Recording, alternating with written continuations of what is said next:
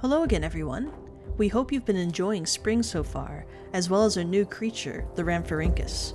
We wanted to catch up with you all and tell you a bit about the exciting things we've been working on since last month.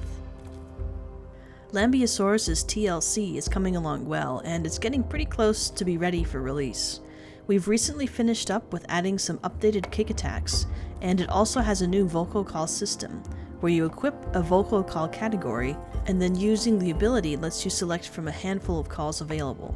For Lambeo, we have this separated out into a combat category, a survival category, and a healing category.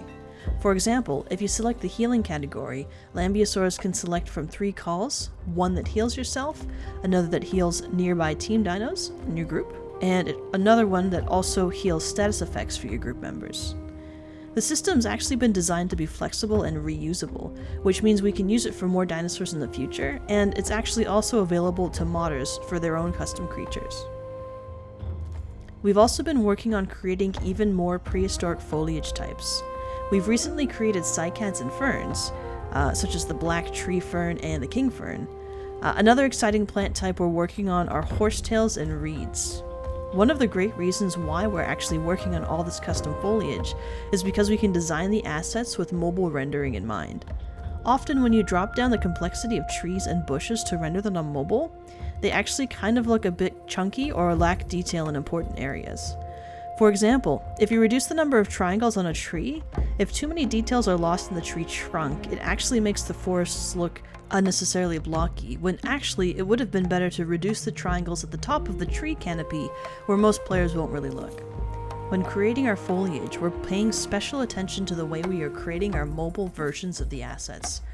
For example, here you can see that the trunk of this plant removes the small details where the branches split, because on mobile, these parts would be so small and hard to see anyways.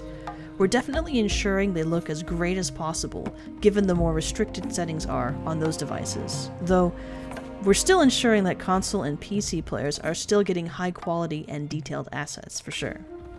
We're going to continue to work on improving our plant variety further in the coming months, and we'll share more plants as they're created. We've also continued to work on the content manager, which will allow players to manage Path of Titans content in their files, including mods and replays. With the upcoming Content Manager, players can quickly uninstall mods or delete old replays to free up space on their device.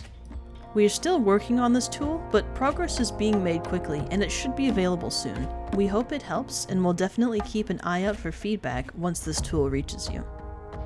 While we've seen a lot of progress on new content this month, we've been working just as hard on improving content that's currently in use as well, including our server performance in-game. We've made some progress on improving server performance over the month and are currently putting them to test on our public test branch. While it's still in early testing, we were actually able to reach 200 players on one server, with the server still reaching reasonable tick rates and being perfectly playable. There were still a handful of bugs with these optimizations, such as certain abilities not working correctly though, so we're still a little ways off before this is ready to be included in a patch. We're still very early into the performance optimization stage, and while this doesn't necessarily mean we'll be releasing 200 player servers yet, it does mean that ideally in the future, players will be able to see improvements to server performance across the board, and it will also be easier for communities to host their servers and have more players join and play on a single server together. With Rhamphorhynchus' arrival to Path of Titans, we've been excited to see how players will take its new abilities and unique gameplay, as well as keeping our eyes peeled for player feedback as players get to know the tiny flyer. We've been happy to see lots of feedback on the Rhampy and have been working on some changes and new abilities to try and help with some of the struggles that our players have been facing. One ability that we're actually working on is the passive effect Lucky Feather, which lets Rhamphorhynchus survive an attack that would have otherwise killed it. This will kind of result in a puff of feathers falling from your Rhampy, and you'll be able to flee before getting attacked again.